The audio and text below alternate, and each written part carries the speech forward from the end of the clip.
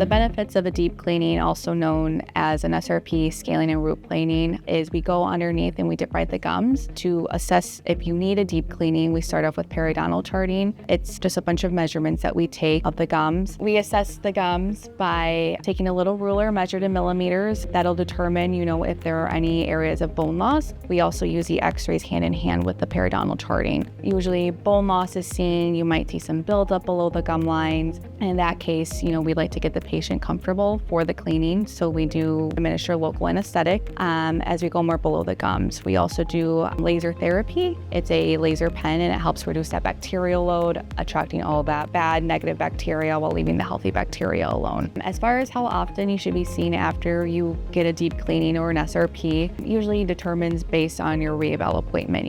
If we're seeing improvement, we like to see you anywhere between 3 to 4 months, just so we can keep track of everything, as these pockets may tend to relapse a little quicker.